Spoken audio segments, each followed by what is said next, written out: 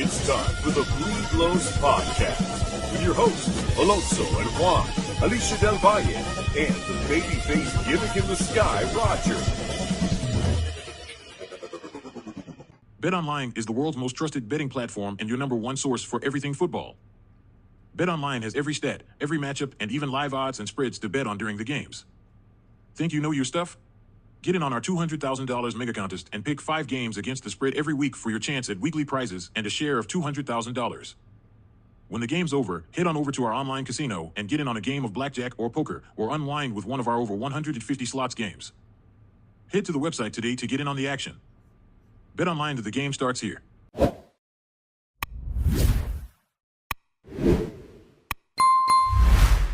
And joining us on the Carne Asada is one of our favorites. I love having him on the show. Not only is he the Dodgers' all-time home run leader, but he also can predict the future. Because this is when I want to remind everyone. I don't know how long it was, but he came on the show and predicted exactly what was going to happen to the Dodgers in the offseason. And so I want to make sure that he gets credit for the fact that he can predict the future. So that's why we wanted to talk to you, Eric, because the postseason's about to start, and we want you to tell us exactly what's going to happen. But Eric, first of all, regarding this Dodgers regular season, how does this MASH unit end up not only with the best record in the National League, but the best record in all of Major League Baseball? So I think you hit it right on the head as far as the expectations, obviously, were, some people had them at 110, 112 wins. No question a deep team, but what the Major League season is it just knocks you down. That's what it is. It's a game of attrition, the Major League season. And I think that's the great equalizer for all teams. So you can go in and you can have a payroll of X, you can have a payroll of, nothing, whatever. But the regular season, I mean, it wreaks havoc on everybody. And the Dodgers were no exception. And that started in spring training, right? That started in spring training we had the big story, off the field, the things going on with Shohei. And then we had injuries. And it went throughout the entire year. And, for where the Dodgers are right now to have the best record, it speaks volumes of the organization, the front office, the roster, the guys themselves, the coaching staff, Dave Roberts. So it's the regular season. There's no question they had a great year, but people outside, the fans, we want a World Series, right? It's World Series or bust, which I totally get it, but don't lose fact that, what the organization just went through and what they accomplished. I mean, it needs to be noted. Eric, have you ever been on a team that went through what the Dodgers went through in the sense of injuries? Because I have to, as an everyday player, if you have pitchers going down every day, I get it. You guys are professionals. This is your job. You got to show up to play. But doesn't that have to have an effect on your psyche to be like, we don't have any pitchers? I mean, I don't even know what we're going to do right now. So I would say that if I were in another organization, right? If this happens to Pittsburgh, decimated probably for years, right? The interesting thing for me is last year, the Dodgers went into the season and thought that they had too much pitching, right? 8, 9 starters. And we saw what happened. We get to the playoffs. We're starting, Kershaw, who can barely lift his arm, Bobby Miller, a rookie, and Lance Lynn, who, for all intents and purposes, shouldn't have been starting that third game. This year, the same thing. We're going into the season thinking, man, we got 10 guys. Right? We got 11 guys. I don't want to be in the Dodger organization because I'm never going to get a chance to pitch. And here we are going into the postseason with only one projected starter, and that's Yamamoto. That was on the roster. That was on the roster at the beginning of the season. There was a thing. We were doing the games in Colorado. I had the Dodgers the last weekend of the season. So the Dodgers are going into the postseason with the fewest starts of any team that has won a World Series And what I mean by that is you go back, I think it was the 1922 Philadelphia A's had 56 starts. That was the fewest starts of a team that won a World Series. The Dodgers, I think they're at 51 or 50. So what they're doing is unprecedented, but outside looking in, we don't care, right? We don't care. We just, hey, they got to win the World Series. And if they don't, it's a complete failure, which, I mean, this now becomes a roll of the dice. That's what the postseason is. Who's hot? Go ahead, Roger.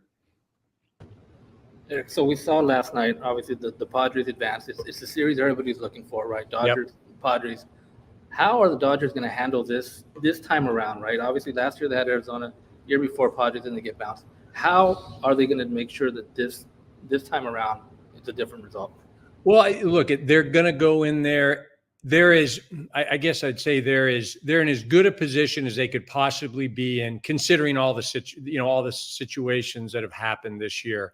And what I mean by that is they're swinging the bats relatively well. Offensively, this is probably as strong as they've been. Now, the Freddie Freeman thing is interesting because even if he does play, and I'm guessing he will play, he's going to be 60, 70%. And he's not going to acknowledge that. He'll say, oh, I'm 100% and I'm out here playing. And the reality is if you're out there on the field, then fair game. Then you have to take the good and the bad. But the reality is the rolling of the ankle, how bad it was to get back in 1 week and to try to play in the field, to run the bases and to hit. I mean, this isn't hey, I sprained the ankle, I came down on it wrong playing backyard basketball and, I'm going to ice it for 2 days. That's not what this is. Now, he's going to do everything, and the Dodgers are doing everything to get him out to play. And like I said, I expect him to play. But that's going to be something to watch, no question. But offensively, I think they're strong. I think that there is a chip on the shoulder that they probably haven't had in the past, meaning the expectation's so great. They've persevered through the year. People are still questioning whether they have the fortitude and whether they can win. And so I think, for all those guys in that locker room, they are all right, guys. But, we got a little something. And then there also is the Shohei effect as far as this is his first time in the postseason. And I think, I've always watching him, he seems to rise to the occasion. I mean, there isn't a moment that's too big for him. At least I haven't seen it yet. And so I expect good things from the Dodgers, but the Padres are an excellent team. And the reality is, I'll say this till I'm blue in the face, it's whoever is playing the best baseball for the next 3 or 4 weeks. And that, we just saw some teams get bumped from the postseason that, you probably didn't expect to get bumped. Robertson spoke yesterday, and he mentioned that he's seen this team hungrier. There's kind of a different edge to them right now. And he mentioned that they didn't care who they're playing. But you being a former player, do you think they care? Do you think that they saw, okay, we're getting the Padres, it's time to exact, a little bit of revenge? Well, I don't know that it's exact. I think more than anything, as a competitor, you're excited about it. I mean, the atmosphere environment is going to probably, maybe outside of a Dodgers Yankees, and I don't even know if that is going to compare to what the Dodger Padre series is going to be like, and especially those 2 games, if there are 2 games down in San Diego. That's going to be off the hook. And so when you're playing those things, you don't need any extra thing. You don't need I want to beat these guys. The environment is going to create all the adrenaline. And man, I would love to be playing in an environment like this. No, you can't buy tickets. So if you're from LA, you're blocked out of San Diego again. So back to you, Juan. Eric, look, a lot of experts, so-called experts, are picking the show pods to beat the Dodgers. Is there such a thing where you could give too much respect to an opponent? I hear this a lot from a lot of the Dodger fans, or you guys, they're talking about like the Dodgers suck, like the Dodgers don't have a chance. But it's like, is it that, or can you acknowledge the fact, hey, those guys are good over there? And this is a team that got better getting rid of Juan Soto. Right. So they're a much better team than what they were last year, or I'd argue than what they were 2 years ago. They're a more complete team. Let's put it that way. Look at they've got some horses at the top of the rotation. Michael King. We're going to get Dylan Cease in game 1. Darvish. I don't know how Musgrove is. The bullpen, that is much deeper. I mean, AJ Preller, you have to tip your cap. He did an unreal job at the deadline, and the lineup is legit. And they're a lineup. You go out and get a rise. Tatis is swinging it well. Profar is, and then you go with Manny, and all of those guys are solid. They put the ball in play, and so when people are picking them, it's interesting because there's 3 of us that work for the Dodgers and do telecast, whether it's on the desk or calling games, and the 3 of us also do work for national sporting groups, right? Well, one of them, I'm not going to say who, but one of them picked the Padres over the Dodgers in this series coming up, right? And even though I work for the Dodgers, I've said it repeatedly all year long, and I still do believe it. I believe the Dodgers are the best team. And I do believe that they're going to win the World Series. And why are they going to do it? I think that the offense is going to be exhausting. Meaning, I just don't. I mean, you can be Dylan Cease, you can be King, but you're going to have to get through this lineup. If you're a starter, ideally, you're going to have to get through it 3 times. I don't know that there are going to be many guys that can do that. And I just think that the Dodgers the bullpen is going to be the big part. Bullpen and offense. Starting pitching, you're going to get what you get. And ideally, and hopefully these guys throw well. But I think the Dodgers, they match up great with the Padres, but I still feel like the Dodgers are a better team. And, I get Slam Diego. I get all the momentum. I get it's kind of the thing to jump on the bandwagon. And they're an excellent team, but I still like LA. Eric, you mentioned the bullpen. I don't know if you've gotten used to this. Maybe you aren't old man shaking fist at cloud, but I am prepared that you're going to see Dodger starters go 4-5 innings, and you're going to expect the bullpen to cover 4 or 5 innings in this whole series.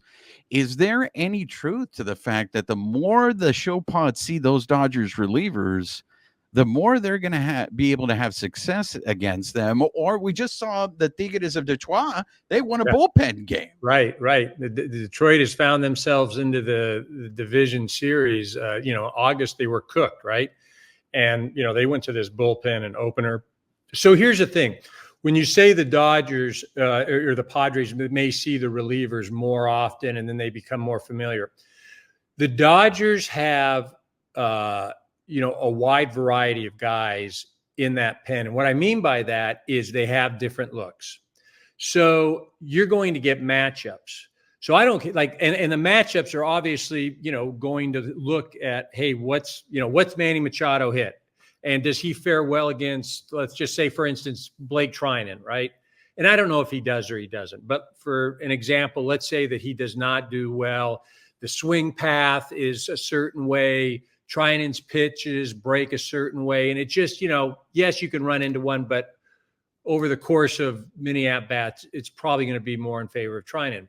Well, it doesn't matter for the most part if a guy sees you, 3 or 4 at-bats, and it's just not going to happen if, like I said, if they just don't match up well. Like they just don't go together. And that's the thing why the Dodgers, I believe, with the bullpen, they're going to have an advantage because they are so darn deep and they have so many guys that can match up against the Padres. And look at the Kopech coming in the 9th is huge because what that does is then I can move Trinan to a high leverage situation. And Trinan would close for a lot of teams, right? I can move him to a high leverage situation. I can use Vesia, righty or lefty. What'll be interesting to see is if they carry 13 guys, if the Venezuelan kid's escaping my name, Edgardo Enriquez, does he make the roster? I just think that they're going to have so many looks in that bullpen, and don't be surprised if, yes, they've got the what is it, Flaherty and Yamamoto 1 and 2, 3 and 4 are going to be interesting. Meaning, I like, it just depends on what the series is like. But how do you approach? Is there an opener, and then you go to Knack? Or is Buehler the starter in Game 3? It's all going to depend on where the series sits and what they do. But there's a reason why they haven't announced 3 and 4. There's a reason. And look at there is nothing off limits to how the Dodgers, approach these games. The bottom line is to win, and it may not be the most conventional way, or it may not be the way that, you want to watch it or fans want to watch it or whatever. But at the end of the day, it's trying to garner a win. You mentioned a very interesting name in Enriquez. There's not that much tape on him. He throws hard. Eric, I know the Dodgers seem to favor veterans. What would you do with Daniel Hudson? I feel Daniel Hudson has not been the same Daniel Hudson that we've seen before. Do you trust that because he's a veteran, come the playoff time, he's not going to get shook, he'll come through? Right. Or do you roll the dice with a kid who throws hard that not a lot of people know about? Well, here's the thing. And again, it just depends. I don't think it's going to be is it Hudson or Enriquez, right? It's are you going to carry 13 guys? You're going to carry 12? You're going to 14? What are you going to do with the roster? That's the first thing. For me, with Huddy, I'm still I use Huddy in certain situations and to put him in a situation where there's a pretty darn good chance he's going to have success, meaning the matchup or whatever. I'm not just throwing him in there to eat up the 6th inning or the 7th inning, right? It's got to make sense. With Enriquez, right, there's obviously the arm and it's electric, but there's no resume, right? One guy closed out a World Series, and the other guy was pitching in low A to begin the season. Not even high, low A to start the year. And I'm not saying he can't do it. But you look back, how often does that happen? You're going to have to go back to, Rodriguez from K-Rod. K-Rod, yeah, with the Angels, right? And even he had a bit of a runway, I believe. I don't know that he just started in the postseason. I thought that maybe he pitched in September, but I could be wrong. But here's what I would say at the end of the day. It's not going to come down to, Hudson or Enriquez, right? It's not. I'd still probably lean, if it's either or, I'd probably lean with the veteran guy at this point, but either or. Go ahead, Roger. So you mentioned him earlier, Shohei Ohtani's first postseason ever. Mm-hmm. We saw what he did, the last couple of weeks of September gearing up for this postseason. What are the expectations on Shohei, and do you think he's going to meet those expectations that are set upon him for this first postseason? I think he'll be a presence, obviously. How he reacts, I would bet on him. I would never bet against him. He'll run the bases. I think he's going to create havoc there. I think just him leading off the game, that is, for a pitcher, an opposing pitcher, that creates a nightmare, right? It's just, I don't get to throw a few pitches to get kind of a feel and get comfortable. From the get-go, it could be 1-0. And if I don't attack him and I walk him, then he's going to probably be on second 2 or 3 pitches later. So that's a real issue. Is he going to be what he was the last 2 or 3 weeks? I'd love to say yes, but we also have to be realistic too. He played against the Marlins for 3 or 4 games. He had 6 games against the Rockies.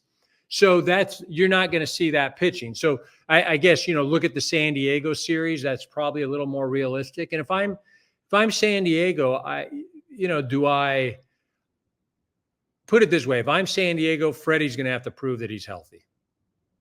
He's going to have to prove. Now they may not approach it like that. They may just say, whatever. I don't.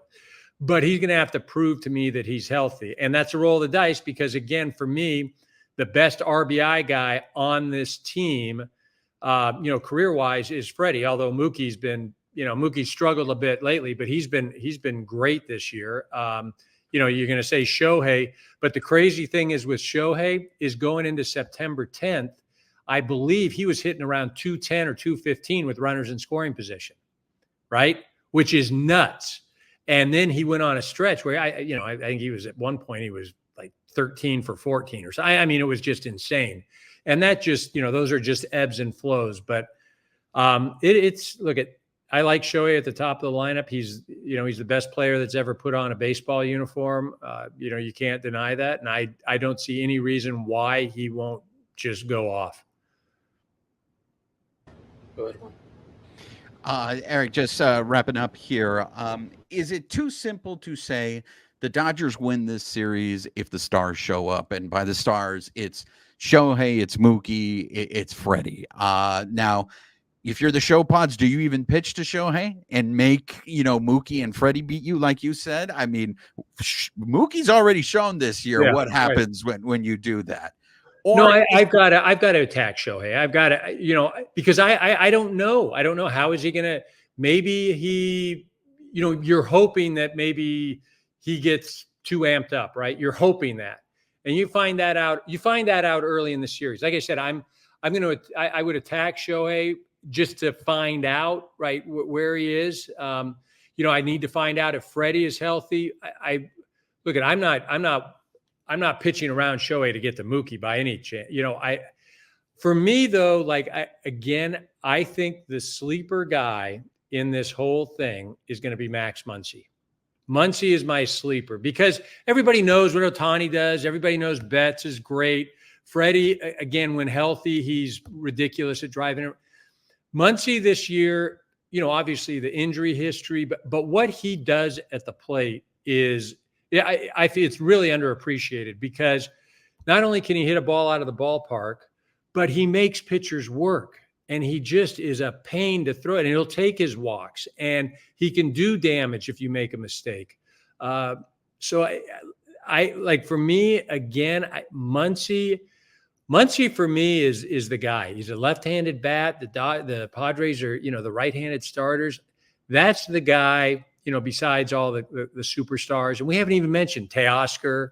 Will Smith is going to get hot. I mean, there's so many ways. That's why I said at the end of the day, this offense, it's exhausting. It is exhausting. And if they are exhausting, it's going to be a great run in October for the Dodgers.